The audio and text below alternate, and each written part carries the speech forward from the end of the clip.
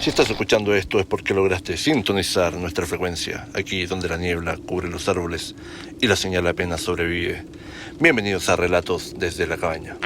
Hay noches en que el viento del sur parece gemir, sopla entre los pinos y se desliza por las quebradas y deja en el aire un eco que no parece humano, un sonido seco, breve, repetido 3 veces, tué, tué, tué.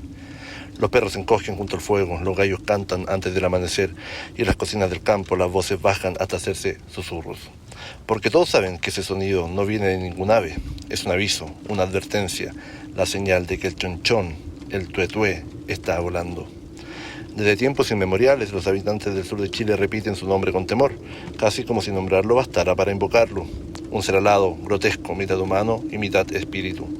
Una cabeza que se desprende de su cuerpo y que viaja en la oscuridad con las orejas extendidas como alas y que deja atrás de sí un sonido inconfundible, como un lamento que el viento lleva entre los cerros. Tué, tué, tué. Algunos dicen que su vuelo anuncia muerte, otros que es el mensajero de los brujos, pero todos coinciden en algo. Cuando escuchas el tué tué ya es demasiado tarde. En los campos de Curicó, de Cautín o de Osorno se cuentan las mismas historias, con las mismas palabras. Cuentan que el chonchón aparece en las noches sin luna, cuando el aire se vuelve espeso y los animales dejan de moverse. Dicen que primero se escucha su grito a lo lejos, luego un viento frío que recorre los pasillos de las casas y después, nada, solo el silencio. El tipo de silencio que deja un cuerpo cuando su alma ya se ha ido. El mito del chonchón, como muchos en Chile, no nació del miedo gratuito, nació del territorio, de los pueblos que habitaron estas tierras antes de la llegada del conquistador, cuando el bosque aún hablaba y los ríos eran sagrados. Su origen más profundo está en la cosmovisión mapuche, en la relación espiritual entre el cuerpo y el alma y la naturaleza. Para los antiguos mapuches la muerte no era un final, sino un tránsito, y había quienes sabían cruzar ese límite, aunque no siempre regresaban del mismo modo. De esas prácticas, de esos conocimientos secretos y prohibidos nació la figura del calcu, el brujo, el conocedor de fuerzas invisibles que podía alterar el equilibrio del mundo si así lo deseaba. El chonchón entonces no era una criatura ajena al hombre, era el mismo brujo, desdoblado, desprendido de su cuerpo, vagando como un alma en pena, una cabeza alada, símbolo del conocimiento corrompido, del poder sin control, del saber convertido en maldición. Así comienza nuestra historia de esta noche, un viaje por el mito más antiguo en el sur, una sombra que sigue volando por encima de los campos dormidos. Esta noche hablaremos del chonchón. En la oscuridad del bosque, donde el viento se enreda en los eucaliptos y los canelos, hay palabras que el tiempo no ha podido borrar. Los mayores susurraban al oído de los niños y los niños crecían con ese miedo que no tiene nombre, pero que habita en los huesos, el miedo a los calcos. El calco no era un brujo en el sentido occidental, era más bien un hombre, una mujer que había aprendido a conversar con las fuerzas invisibles. Conocía las hierbas, los ritos, las oraciones y los nombres de los espíritus que caminaban entre los vivos y los muertos. Su poder provenía del equilibrio, del respeto al bosque, a los ríos, a los ancestros, pero cuando ese equilibrio se rompía, cuando el calco usaba su conocimiento para dañar, para dominar, su alma se despegaba de su cuerpo y nacía el chonchón. En 1893, el filósofo Rodolfo Lenz escribió en sus estudios del folclore chileno que el chonchón no es una criatura separada, sino el alma voladora del brujo, visible solo a quienes deben morir pronto. Para Lenz, el mito era una advertencia moral. El que abusa del saber termina prisionero de él. Medio siglo antes, el padre Félix José de Augusta, misionero capuchino, había traducido la palabra al español como cabeza con alas, y la describió así. El calco deja su cuerpo oculto y su cabeza se eleva, las orejas extendidas sirven de alas, los ojos relucen como brasas. Los ancianos mapuches contaban que mientras el cuerpo del brujo dormía boca abajo, su espíritu salía por la boca en forma de fuego, flotaba sobre el fogón y luego tomaba vuelo. A veces regresaba al amanecer, otras veces nunca volvía.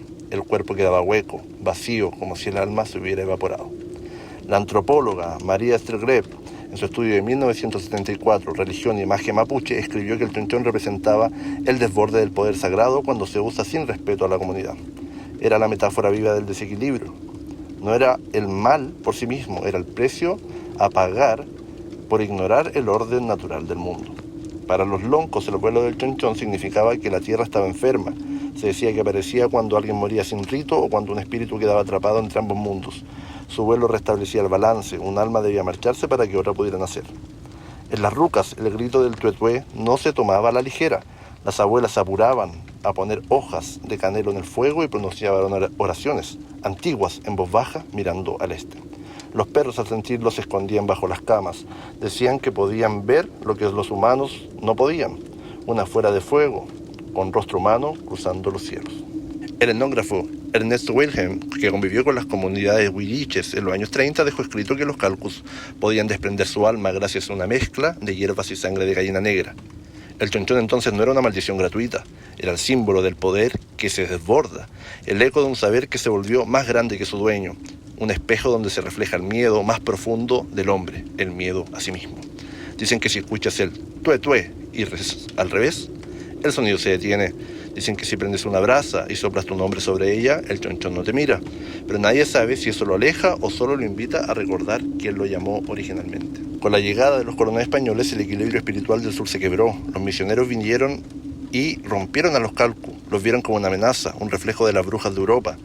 Donde antes había sabiduría, ellos veían herejía. Y así, en su necesidad de misionar y de evangelizar, el chonchón cambió de nombre, de rostro, y su espíritu ancestral pasó a ser un demonio. En los siglos XVII y XVIII, los sacerdotes franciscanos y capuchinos anotaron en sus diarios relatos aves infernales con rostro humano. El padre Diego de Rosales, en su Historia General del Reino de Chile, escribió que los indios creen en cabezas voladoras que chupan sangre. Era el mismo chonchón reinterpretado bajo la sombra del cristianismo. A medida que las haciendas crecían y las aldeas se conectaban por caminos polvorientos, la figura del brujo se transformó en una mezcla de sabio temido y enemigo oculto. Y el tuetué, ese sonido imposible de imitar, se convirtió en una contraseña del miedo. Oreste Plat, que lo hemos nombrado antiguamente, lo registró en los años 70. Campesinos del Maule Ñuble le contaron que el tuetué anuncia su presencia, la presencia del brujo que ha salido de su cuerpo para observar o castigar.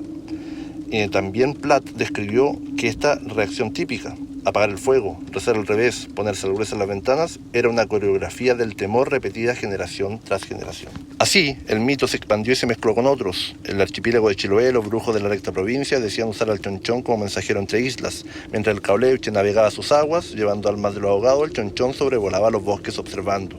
Uno dormía en el mar, el otro en el cielo. Así como el trauco se quedaba en el bosque. Y el continente que tenía el trauco, esta criatura diminuta, deforme y que trataba de seducir mujeres en los bosques, representaba otro miedo ancestral, el deseo sin control.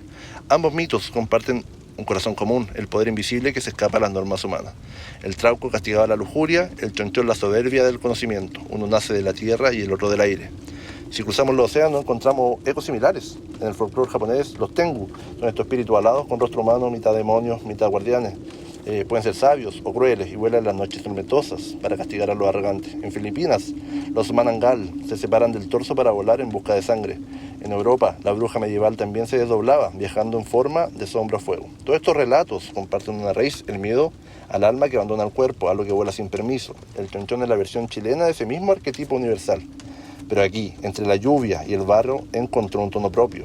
El murmullo campesino, la mezcla de rezo y superstición, la frontera entre el cristianismo y el mundo mapuche. En los años 50, el cronista Julio Vázquez de Espinosa reunió testimonios en Linares, nuestra sede del podcast La Cabaña en el Bosque. Una mujer llamada Amelia dijo que había visto pasar una cabeza encendida sobre un corral de sus vacas. El aire olía a azufre y el día siguiente su hermano enfermó sin causa. Era el tuetué, juró. Su historia fue un antecientos. En los años 80, la periodista Marta Contreras investigó para la Radio Agricultura una serie de muertes inexplicables en Chillán. Vecinos afirmaban que en la noche previa se habían escuchado el triple grito del tuetué. Uno de ellos grabó el sonido en un cassette. Los técnicos concluyeron que la frecuencia no coincidía con ninguna especie conocida. El fragmento se difundió en noticiarios locales y después de semanas nadie durmió tranquilo en Chillán. Hoy el chonchón sigue volando, aunque ya no todos creen en él. Su nombre cambió en los años. Algunos lo llaman tetué, otros cabeza voladora, otros chonchón. Ahora su palabra, el nombre, como un hechizo, contiene su propio poder, porque en el sur basta pronunciarla para que el aire se espese, los perros se callen y las miradas entre los campesinos se tornen inquietas. Los lingüistas dicen que el tuetué proviene del mapudungún y escribe un sonido cortante, una exhalación. Los ancianos aseguran que es la imitación exacta del grito del ser. Sea como sea, el tuetué es más que una palabra, es un ritual de memoria.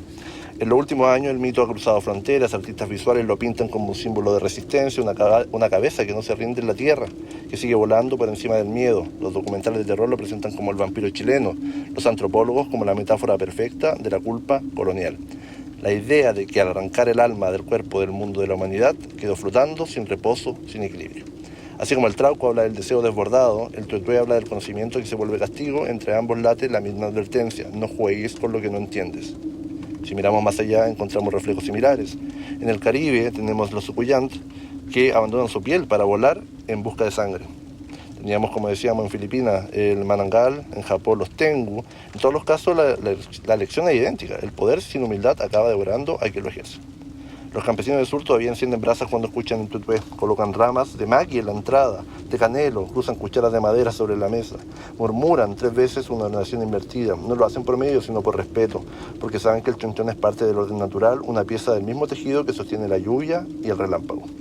El antropólogo Pedro Meig decía que el mito persiste porque responde a un temor colectivo que ninguna ciencia puede borrar. El miedo a lo invisible, a lo que flota sobre nosotros cuando todo lo demás ha dormido. Y quizás por eso, cuando alguien grita tutué desde el bosque, el corazón se acelera. Porque no importa si es un búho, el viento o un eco lejano, por un instante recordamos que no estamos solos. Las grabaciones modernas de audios compartidos en redes, fotografías borrosas, en tutué no necesita ser visto para sobrevivir. Le basta con ser contado, generación tras generación, del boca a boca. Cada vez que alguien repite su historia, cada vez que una voz lo nombra entre la niebla, el chonchón vuelve a alzar su vuelo. Y quizá esa sea la verdadera forma, no una cabeza voladora, sino un eco de miedo transmitido en boca, el conocimiento colectivo, una señal perdida en la frecuencia más baja de la noche. Esto fue Relatos desde la Cabaña. Si estás escuchando esto, aún estás a tiempo de apagar la radio, porque hay algunas historias que no deberían encontrarte.